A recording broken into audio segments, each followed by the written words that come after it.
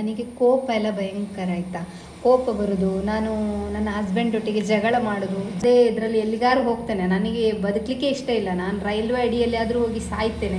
ನಿಜವಾಗ್ಲೂ ನನಗೆ ಇದನ್ನು ಹೇಳಿಕೊಳ್ಳಿಕ್ಕೆ ಅಷ್ಟು ಇಷ್ಟ ಆಗೋದಿಲ್ಲ, ಆದರೂ ನಾನು ನಾನು ಎತ್ತಿ ಕೂರಿಸಿ ಊಟ ಎಲ್ಲ ಕೊಡುವಂಥವ್ರು. ತಕ್ಕನ ಮನೇಲಿ ಒಂದು ಬೆಡ್ರೂಮ್, ಕತ್ತಲೆ ಬೆಡ್ರೂಮ್, ಅಲ್ಲಿ ಒಂಥರ ಟ್ರಿಕ್ಸ್ ಅಂದರೆ ಅದಕ್ಕೆ ಒಂಥದ್ದು ಎಲ್ಲವೂ ನನಗೆ ಸಿಕ್ಕಿದೆ. ಈಗ ತುಂಬ ಆರಾಮ. ನನ್ನನ್ನು ನಾನು ಕಂಟ್ರೋಲ್ ಮಾಡಿಕೊಂಡ್ರೆ ನಮ್ಮನ್ನು ಯಾರು ಕಂಟ್ರೋಲ್ ಮಾಡುವವರು ಇರೋದಿಲ್ಲ. ಹರಿ ಓಂ, ಎಲ್ರಿಗೂ ನಮಸ್ತೆ. ನೋಡಿ, ಇವತ್ತು ಶುಕ್ರವಾರ, 10 ತಾರೀಕು ಶುಕ್ರವಾರ, ಏಕಾದಶಿ ದಿನ. ನೋಡಿ, ಇಲ್ಲಿ ಸಜ್ಜಿಗೆ ತಿಂತಾ ಇದ್ದಾರೆ. ನೋಡಿ, ನಿನಗೆಂತ ಸಜ್ಜಿಗೆ ಬೇಡವಾ? ನಿನ್ನ ಮನೆಯಲ್ಲಿ ಸಜ್ಜಿಗೆಯಾ? ಸಜ್ಜಿಗೆ ಅಂತ ಹೇಳಿದ್ರೆ ನೋಡಿ, ಮಕ್ಕಳು ದೂರ. ಉಪ್ಪಿಟ್ಟು, ರವೆ ಸಜ್ಜಿಗೆ. ಹಾಂ, ನೀನು ಯಾಕೆ ಸಾಂಬಾರು ಹಾಕೊಳ್ಳಿಲ್ಲ? ಚಂದ ಆಗ್ತದಲ್ಲ. ಹಾಂ, ಹಾಗೆ ನೋಡಿ. ನಿನ್ನೆ ಸಹ ಬಿಸಿ ಇತ್ತು ನಿನಗೆ ಬಡಿಸುವಾಗ ನಾನು. ಹಾಗೆ ನೋಡಿ, ಇಲ್ಲಿ ಸಜ್ಜಿಗೆ ತಿಂತಾ ಇದ್ದಾರೆ. ನಿಜವಾಗ್ಲೂ ಇವತ್ತು ಇದು ಎಂತಪ್ಪ ಹೆಸರು ಮಾಡುದು ಅಂತ ಇದ್ದದ್ದು. ಹೆಸರು ನಿಲ್ಲಿ ಒಂದು ಸ್ವಲ್ಪ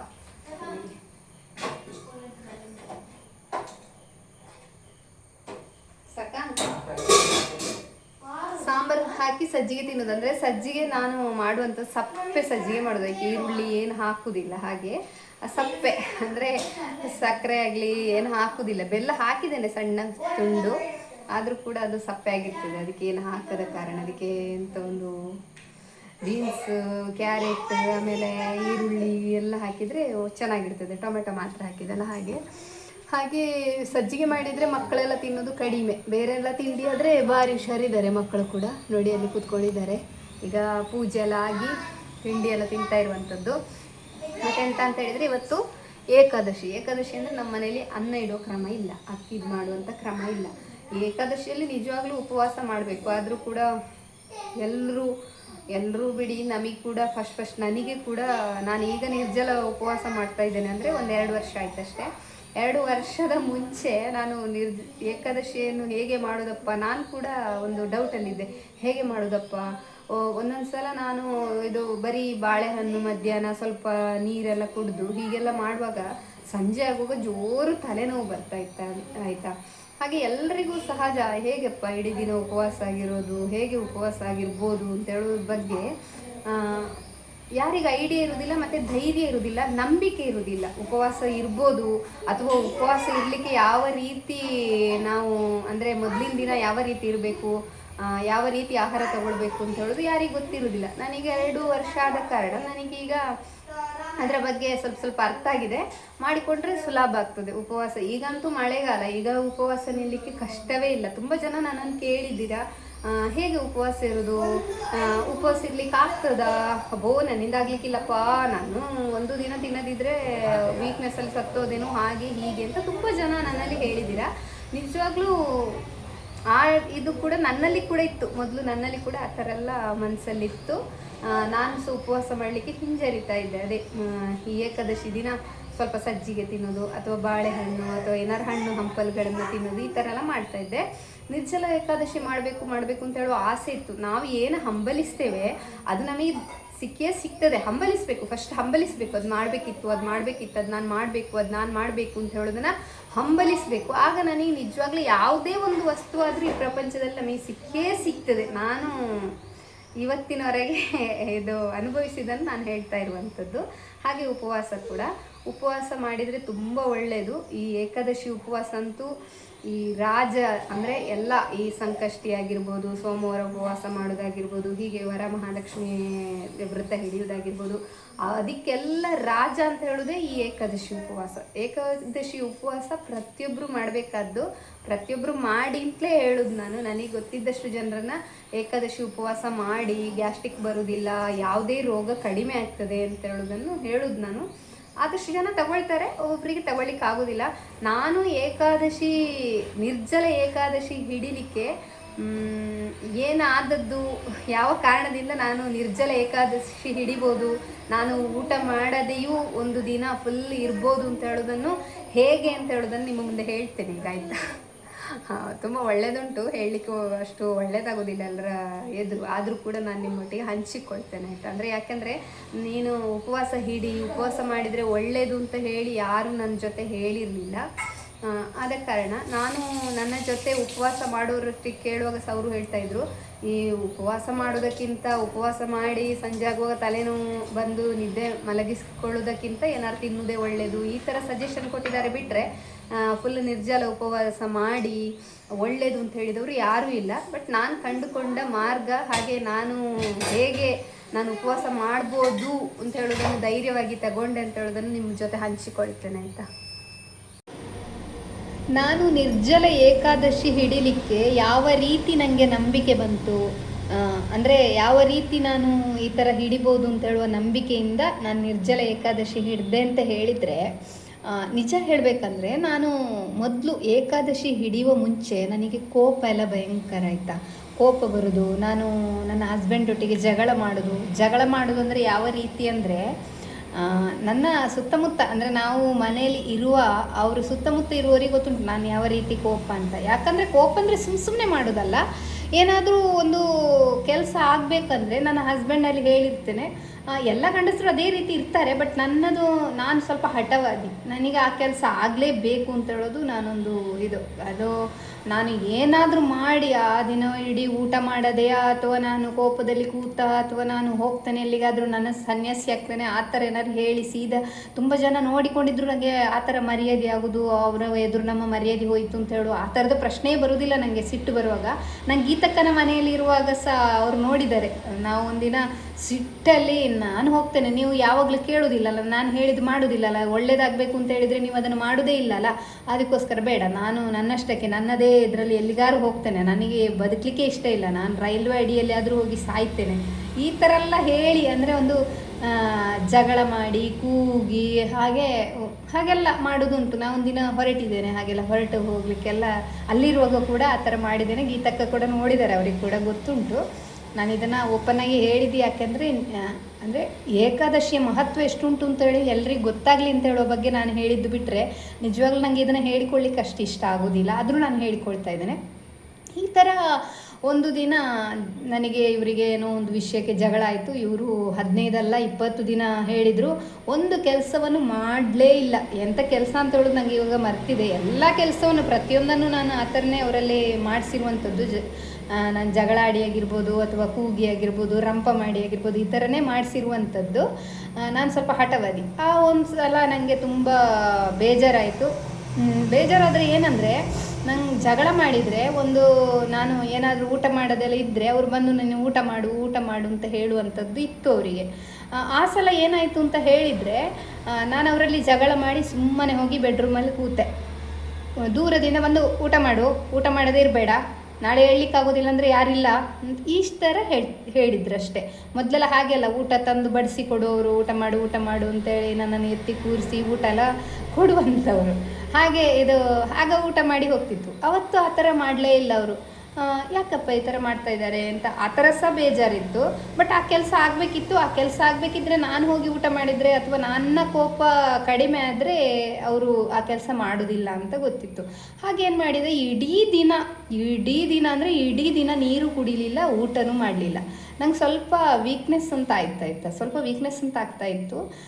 ಅದಂದರೆ ಏಕಾದಶಿ ದಿನ ಅಲ್ಲ, ಏಕಾದಶಿಗೆ ಮಹತ್ವ ಉಂಟು. ಆದ ಕಾರಣ ನಾವು ಉಪವಾಸ ಮಾಡಿದರೆ ನಮಗೆ ಹೆಚ್ಚಿನ ಶಕ್ತಿ ದೊರಕುತ್ತದೆ, ಬಿಟ್ಟರೆ ನಮಗೆ ನಮ್ಮ ಶಕ್ತಿ ಕುಂದುವುದಿಲ್ಲ. ಇದು ಏಕಾದಶಿ ದಿನ ಅಲ್ಲ. ಹೀಗೆ ನಾವು ಜಗಳ ಆಡಿ ನಾನು ಊಟ ಮಾಡದೆ ಸುಮ್ಮನೆ ಮಲ್ಕೊಂಡಿದ್ದೆ. ಮೌನವಾಗಿ ಯಾರೊಟ್ಟಿಗೆ ಮಾತಾಡೋದಿಲ್ಲ. ನಾನು ಅಲ್ಲಿ ಗೀತಕ್ಕನ ಮನೆಯಲ್ಲಿ ಒಂದು ಕತ್ತಲೆ ಬೆಡ್ರೂಮ್, ಅಲ್ಲಿ ಹೋಗಿ ಮಲ್ಕೊಂಡ್ರೆ ಅಲ್ಲಿಗೆ ಯಾವ ಶಬ್ದವೂ ಕೇಳೋದಿಲ್ಲ, ಅಷ್ಟು ಯಾರಿಗೂ ಗೊತ್ತಾಗೋದು ಇಲ್ಲ, ಅಷ್ಟು ಇದು. ಹಾಗೆ ಅಲ್ಲಿ ಸುಮ್ಮನೆ ಮಲ್ಕೊಂಡೆ. ಒಂದು ದಿನ ಇಡೀ ಏನೂ ತಿನ್ನಲಿಲ್ಲ. ಒಂದು 4 ಸರ್ತಿ ಬಂದು ಹೇಳಿದರು, ಊಟ ಮಾಡು. ನಂಗೆ ಗೊತ್ತಿಲ್ಲ, ನನಗೋಸ್ಕರ ಊಟ ಮಾಡೋದಲ್ಲ, ನಿನಗೋಸ್ಕರವೇ ಊಟ ಮಾಡೋದು.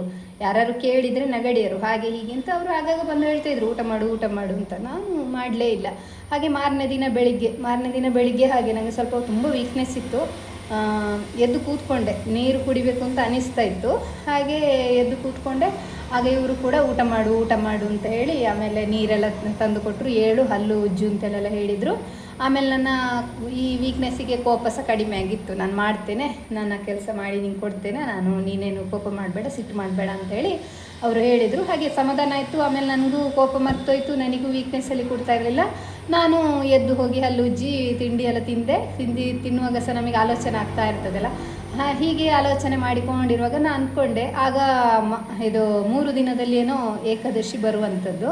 ನಾನು ಆಲೋಚನೆ ಮಾಡಿದೆ, ಇದು ಉಪವಾಸ ಮಾಡ್ಬೋದಲ್ವಾ, ಸ್ವಲ್ಪ ವೀಕ್ನೆಸ್ ಇತ್ತು, ಆದರೆ ಏಕಾದಶಿ ಅಂತ ಹೇಳೋದು ಮಹತ್ವ ಉಂಟಲ್ವಾ, ಉಪವಾಸ ಮಾಡ್ಬೋದಲ್ವಾ ನನಗೆ, ಇವತ್ತು ಒಂದು ದಿನ ನಾನು ನೀರು ಕುಡಿಯದೇ ಇದ್ದೆ ಹಾಗೆ ಅಲ್ವಾ ಅಂತೇಳಿ ಎಲ್ಲ ಯೋಚನೆ ಮಾಡಿದೆ. ನೋಡ, ಎಲ್ಲಾದರೂ ನೀರು ಕುಡಿಯದೇ ಕೂಡುವುದಿಲ್ಲ ಅಂತಲೇ ಆದರೆ ಮಲ್ಕೊಳ್ಬೋದು. ಅಂದರೆ ನಮಗೆ ಅದರ ಟ್ರಿಕ್ಸ್ ಗೊತ್ತಿಲ್ಲ ನೋಡಿ. ಟ್ರಿಕ್ಸ್ ಗೊತ್ತಿದ್ರೆ ಏಕಾದಶಿ ತುಂಬ ಸುಲಭ. ಟ್ರಿಕ್ಸ್ ಅಂದರೆ ಏನು ಅಂತ ಹೇಳಿದರೆ, ಈ ಏಕಾದಶಿ ಮೊದಲನೇ ದಿನ ನಾವು ಖಾರಗಳನ್ನೆಲ್ಲ ಸ್ವೀಕರಿಸಬಾರ್ದು, ಖಾರ ಎಲ್ಲ ತಿನ್ನಬಾರ್ದು. ಆಮೇಲೆ ಸುಮ್ಮನೆ ಸಿಕ್ಕಿದನ್ನೆಲ್ಲ ಕುರ್ಕುರೆಗಳ ಅಥವಾ ಐಸ್ ಕ್ರೀಮ, ಖಾರಗಳು ಆ ಥರ ಎಲ್ಲ ತಿನ್ನಬಾರ್ದು. ನಾವೇನು ಮಾಡಬೇಕಂದ್ರೆ, ಏನಾದ್ರು ಒಂದು ಮಧ್ಯಾಹ್ನ ಊಟ ಮಾಡ್ಬೋದು ಅಂತ ಲೆಕ್ಕ ದಶಮಿ ಅವತ್ತು. ನಾನು ಅದನ್ನು ಊಟ ಸಹ ಮಾಡುವುದಿಲ್ಲ. ಏನಾದರೂ ನಾವು ಸಜ್ಜಿಗೆ ತಿನ್ನೋದಾದರೂ ಅಷ್ಟೇ, ತುಂಬ ಬೇಯಿಸಿ, ತುಂಬ ನೀರು ಹಾಕಿ ಬೇಯಿಸಬೇಕು. ಇಲ್ಲಾಂದರೆ ಏನಾಗ್ತದೆ ಅಂತ ಹೇಳಿದರೆ, ಸಜ್ಜಿಗೆ ಉಷ್ಣ ಅಲ್ಲ, ಅದು ಮಾರನೇ ದಿನ ನಿಮಗೆ ಜಾಸ್ತಿ ಇದು ನೀರು ಕುಡಿಬೇಕು ಅಂತ ಅನ್ನಿಸುವಾಗೆ ಮಾಡ್ತದೆ. ಇದೆಲ್ಲ ನಮಗೆ ಈಗ ಒಂದು ವರ್ಷ ಆದಾಗೆ ನನಗೆ ತಿಳ್ಕೊಂಡು ಬಂದದ್ದು. ನಾವು ಖಾರ ತಿನ್ನಬಾರ್ದು. ಖಾರ ತಿನ್ನದೆ ಮೊದಲಿನ ದಿನ ಆಗಲಿ ಅದರ ಮೊದಲಿನ ದಿನ ಖಾರ ಎಲ್ಲ ತಿನ್ನದೆ ಹೆಚ್ಚು ತುಪ್ಪವನ್ನು ಉಪಯೋಗಿಸಬೇಕು. ನಾವೇನಾದ್ರು ಮಾಡಿದರೆ ಅದು ತುಪ್ಪದ ಒಂದು ಏನಾದರೂ ಬರ್ಫಿಯ ಅಥವಾ ತುಪ್ಪದಲ್ಲೇ ಒಗ್ಗರಣೆ ಹಾಕುವಂಥದ್ದು. ಸಜ್ಜಿಗೆಲ್ಲ ಮಾಡುವಾಗ ತುಂಬ ತುಪ್ಪ ಹಾಕಿಯೇ ಮಾಡುವಂಥದ್ದು. ಯಾವುದೇ ಒಂದು ಚಪಾತಿ ಮಾಡಿದರೂ ಅದನ್ನು ತುಪ್ಪದಲ್ಲೇ, ರಾಗಿ ಮುದ್ದೆ ಮಾಡಿದರೂ ಅದನ್ನು ತುಪ್ಪದಲ್ಲೇ ನುಂಗುವಂಥದ್ದು. ಹೀಗೆಲ್ಲ ಮಾಡಿದರೆ ನಮಗೆ ಏಕಾದಶಿ ದಿನ ಅಷ್ಟು ಉಪವಾಸದ ಬಗ್ಗೆ ಗೊತ್ತಾಗೋದಿಲ್ಲ. ಅಂದರೆ ಅದೊಂಥರ ಟ್ರಿಕ್ಸ್, ಅಂದರೆ ಅದಕ್ಕೆ ಒಂದು ನಮಗೆ ಇದು ಕೊಡ್ತದೆ, ಬಲ ಕೊಡ್ತದೆ ಏಕಾದಶಿ ದಿನ. ಇವತ್ತು ನೋಡಿ ಏಕಾದಶಿ ದಿನ ನನಗೆ ಇವತ್ತು ಉಪವಾಸ ಇದ್ದೇನೆ ಅಥವಾ ಏನು ಗೊತ್ತಾಗ್ತಾ ಇಲ್ಲ ನೋಡಿ. ಹಾಗೆ ಮೊದಲು ಗೊತ್ತಾಗ್ತಿರ್ಲಿಲ್ಲ, ಸ್ವಲ್ಪ ವೀಕ್ನೆಸ್ ಅಂತ ಆಗ್ತಾ ಇತ್ತು. ಆಮೇಲೆ ತಲೆನೋವು ಬರ್ತಾ ಇರಲಿಲ್ಲ. ಸತ್ಯ ಹೇಳ್ತೇನೆ, ಏಕಾದಶಿ ದಿನ ಉಪವಾಸ ಮಾಡಿ ನನಗೆ ತಲೆನೋವು ಬಂದದ್ದು ಅಂತ ಇಲ್ಲ, ಬಟ್ ಸ್ವಲ್ಪ ಹಸಿವೆ ಆಗೋದು ಹಾಗೆಲ್ಲ ಆಗ್ತಾ ಇತ್ತು. ತಿನ್ನಬೇಕಾ ಕುಡಿಬೇಕಾ, ಇಲ್ಲ ನಾನು ತಿನ್ನೋದಿಲ್ಲ ಕುಡಿಯೋದಿಲ್ಲ, ಏಕಾದಶಿ ದಿನ ರಾಮ ರಾಮ ರಾಮ ಕೃಷ್ಣ ಕೃಷ್ಣ ಕೃಷ್ಣ ಅಂಥೇಳಿ ಮುಂದೋಡ್ತಾ ಇದ್ದೆ. ಬಟ್ ಮಾರನೇ ದಿನಕ್ಕೆ ಏನೋ ಒಂದು ಶಕ್ತಿ. ಮಾರನೇ ದಿನ ನಾವು ಎದ್ದಾಗುವಾಗ ಮಾರನೇ ಅಂದರೆ ನಿಜವಾಗ್ಲೂ ಏಕಾದಶಿ ದಿನ ರಾತ್ರಿ ಜಾಗರಣೆ ಮಾಡಬೇಕು. ನನಗೆ ಜಾಗರಣೆ ಮಾಡಲಿಕ್ಕೊಂದು, ಏಕಾದಶಿ ದಿನ ಜಾಗರಣೆ ಮಾಡಲಿಕ್ಕೊಂದು ಆಗಲಿಲ್ಲ. ಮಾಡಿದ್ದೇನೆ, 1-2 ದಿನ ಎಲ್ಲ ಮಾಡಿದ್ದೇನೆ ಅಷ್ಟೇ. ನನಗೆ ನಿದ್ದೆ ಜೋರು ಬರೋದು. ಉಪವಾಸ ಮಾಡಿದ್ರಂತೂ ನಿದ್ದೆ ಜೋರು ಬರೋದು. ನನಗೆ ಇಡೀ ದಿನ ನಿದ್ದೆ ಮಾಡಿದರೂ ನಿದ್ದೆ ಬರ್ಬೋದು, ಆ ಥರ ನಿದ್ದೆ ಬರೋದು. ಹಾಗೆ ಇದು ಆ ಉಪವಾಸ ಮಾಡಿ ಸ್ವಲ್ಪ ಇದು ಅಂತ ಅನ್ನಿಸ್ತದೆ. ಮಾರನೇ ದಿನ ಚಂದ ನಿದ್ದೆ ಮಾಡಿ, ಆದರೂ ಒಂದು 10 ಗಂಟೆ ಆಗುವವರೆಗೆ ನಿದ್ದೆ ಮಾಡಲಿಕ್ಕಿಲ್ಲ. 10 ಗಂಟೆ ಕಳೆದ ನಂತರ ನಿದ್ದೆ ಮಾಡಿ ಮಾರನೇ ದಿನ ಎದ್ದೇಳುವಾಗ ಏನೋ ಒಂಥರ ಶಕ್ತಿ ಆಯಿತಾ, ಮೈ ಕೈಯೆಲ್ಲ ಒಂಥರ ಏನೋ ಒಂಥರ ಹಗುರ ಆದಾಗೆ, ಏನೋ ಒಂಥರ ಖುಷಿ. ಅದು ಹೇಳಲಿಕ್ಕೆ ಸಾಧ್ಯ ಇಲ್ಲ, ಅದು ಅನುಭವಿಸಬೇಕಾಗಲೇ ಸಾಧ್ಯ. ಆಮೇಲೆ ಏಕಾದಶಿ ಮಾಡಿಕೊಂಡು ಬಂದೆ. ಈ ಟ್ರಿಕ್ಸ್ಗಳೆಲ್ಲ ಗೊತ್ತಾಯಿತು. ನನಗೆ ಏಕಾದಶಿ ಕಷ್ಟ ಆಗಲಿಲ್ಲ. ನಾನು ಏಕಾದಶಿ ಒಂದ್ಸರಿ ಈ ಬಿಸಿಲುಗಾಲದಲ್ಲಿ ನಾನು 2 ದಿನ, ಒಮ್ಮೊಮ್ಮೆ 2 ದಿನ ಏಕಾದಶಿ ಬರ್ತದೆ, ಅಂದರೆ 2 ದಿನ ಉಪವಾಸ, ನೀರು ಕೂಡ ಮುಟ್ಲಿಕ್ಕಿಲ್ಲ 2 ದಿನ ಕೂಡ. ಆ ಥರದ್ದು ಕೂಡ ನಡೆದಿದೆ. ನಾನು ಇದು ಉಪವಾಸ ಇರುವಾಗ ಮಂತ್ರಾಲಯಕ್ಕೆ ಹೋಗಿ ಹೆಜ್ಜೆ ನಮಸ್ಕಾರ ಮಾಡಿದ್ದೇನೆ. ಆಮೇಲೆ ಆ ಬಿಸಿಲಿನಲ್ಲಿ ನಾವು ಚಿತ್ರದುರ್ಗ ಕಲ್ಲಿನ ಕೋಟೆ, ಆ ಕಲ್ಲಿನಲ್ಲೆಲ್ಲ ನಡ್ಕೊಂಡು ಹೋಗಿದ್ದೇವೆ ಬಿಸಿಲಲ್ಲೇ. 2 ದಿನ ಎಲ್ಲ ಉಪವಾಸ ಮಾಡಿದ್ದೇನೆ. ಹಾಗೆಲ್ಲ ಗೊತ್ತೇ ಆಗೋದಿಲ್ಲ. ಅದೇ ನಾನು ಹೇಳಿದ್ನಲ್ಲ, ಮೊದಲಿನ ದಿನ ನಾವು ತಯಾರಿ ಮಾಡ್ಕೊಳ್ಬೇಕು ಅದಕ್ಕೆ ಬೇಕಾದಂಥದ್ದು. ತುಂಬ ಒಳ್ಳೆಯದು. ಈ ಏಕಾದಶಿ ಮಾಡಿದ ನಂತರ ನನಗೆ ಏನಾಗಿದೆ ಅಂದರೆ, ಪ್ರತಿಯೊಂದು ಮೊದಲು ನಾನು ಬೇಡಿದ್ದನ್ನು ಸಿಗಲಿಲ್ಲ ಅಂತ ಇಲ್ಲ, ಮೊದಲೆಲ್ಲ ನನಗೆ ಮನಸ್ಸಿಗೆ ಬಂದದ್ದೆಲ್ಲ ಸಿಕ್ಕಿದೆ. ಸ್ವಲ್ಪ ಲೇಟ್ ಆಗಿ ಸಿಗ್ತಾ ಇತ್ತು. ಆಮೇಲೆ ನನಗೆ ಇದು ಬೇಗ ಎಲ್ಲ ನಾನು ಅಂದ್ಕೊಂಡದನ್ನು ಕೆಲಸ ಎಲ್ಲ ಬೇಗ ಆಗಲಿಕ್ಕೆ ಸ್ಟಾರ್ಟ್ ಆಯಿತು. ಆಮೇಲೆ ನನಗೆ ಕೋಪ ಬರಲಿಕ್ಕೆ ಕಡಿಮೆ ಆಯಿತು. ಕೋಪ ಬರೋದೆಲ್ಲ ಕಡಿಮೆ ಆಯಿತು. ನನ್ನ ಮಗಳಿಗೆಲ್ಲ ಯಾವ ರೀತಿ ಹೊಡಿತಿದ್ದೆ ಅಂದರೆ, ಅವರಿಗೆಲ್ಲ ಗೊತ್ತುಂಟು, ಗೀತಕ್ಕನವರಿಗೆಲ್ಲ ಗೊತ್ತುಂಟು, ನಾನು ತುಂಬ ಹೊಡಿತಿದ್ದೆ. ಏನಾದ್ರು ತಪ್ಪು ಮಾಡಿದರೆ ತುಂಬ ಶಿಕ್ಷೆ ಕೊಡ್ತಿದ್ದೆ. ನಾನು ತುಂಬ ಬೊಬ್ಬೆ ಹಾಕಿ ಬೈತಿದ್ದೆ. ನಾನು ಬೈಯೋದು ಈಗ ಸಹ ಬೈತೇನೆ, ಬಟ್ ಆ ತಪ್ಪು ಅಷ್ಟು ತಪ್ಪು ಅಂತ ಅನಿಸಿದರೆ ಮಾತ್ರ ಬೈತೇನೆ, ಇಲ್ಲಾಂದ್ರೆ ನಾನು ಬೈಲಿಕ್ಕೆ ಹೋಗೋದಿಲ್ಲ. ಈಗ ಇವರಲ್ಲೂ ಅಷ್ಟೇ, ನಾನು ತುಂಬ ಜಗಳ ಆಡೋದಾಗಿರಲಿ ನಾನೇ ಅಂದ್ಕೊಳ್ತೇನೆ, ತಾನೇ ಎಲ್ಲ ಹೋಗ್ತಾ ಬಂದಿದೆ. ಹೀಗೆ ಏಕಾದಶಿ ಉಪವಾಸ ಸಹ ಒಂದು, ಆದರೆ ಏಕಾದಶಿ ಉಪವಾಸದಿಂದಲೇ ಆಗಿದೆ ಅಂತ ಸಹ ಹೇಳ್ತೇನೆ. ಹಾಗೆ ಏಕಾದಶಿ ಒಂದೇ ಅಂತಲ್ಲ, ಪ್ರತಿಯೊಂದರಲ್ಲೂ ನಾನು ಬೇರೆ ಆಚರಿಸ್ತೇನೆ. ಅದರಿಂದ ಎಲ್ಲದರಿಂದಲೂ ಈ ಒಂದು ಇದು ಆಗಿದೆ. ಅಂದರೆ ಅಂತ ಹೇಳೋದು, ಈ ಒಂದು ತಾಳ್ಮೆ ನನಗೆ ಬಂದಿದೆ. ಆಮೇಲೆ ನಾನು ಬೇಡಿದ್ದಂಥದ್ದು ಎಲ್ಲವೂ ನನಗೆ ಸಿಕ್ಕಿದೆ. ಈಗ ತುಂಬ ಆರಾಮವಾಗಿದ್ದೇನೆ. ಎಷ್ಟು ಆರಾಮಾಗಿದ್ದೇನೆ ಅಂದರೆ ನಿಜ ಹೇಳಬೇಕಂದ್ರೆ ಹೇಳಿದರೆ ಯಾರ ಕಣ್ಣು ತಗೊಳ್ಳೋದಿಲ್ಲ. ದೇವರ ಆಶೀರ್ವಾದ ಇದ್ದರೆ ಯಾರು ಏನು ಮಾಡಲಿಕ್ಕೆ ಆಗೋದಿಲ್ಲ. ನಿಜವಾಗ್ಲೂ ರಾಣಿಯಾಗಿ ಇದ್ದೇನೆ, ಸತ್ಯ ಹೇಳ್ತಾ ಇದ್ದೇನೆ. ಕೋಪ ಕಡಿಮೆ ಆಗಿದೆ. ಬೊಬ್ಬೆ ಹೊಡಿತೇನೆ ಒಮ್ಮೆ ಎಲ್ಲ ಮಕ್ಕಳಿಗೆ ಏನಾರು ತಪ್ಪು ಮಾಡಿದರೆ ಒಮ್ಮೆ ಜೋರಾಗಿ ಬೊಬ್ಬೆ ಹೊಡಿತೇನೆ.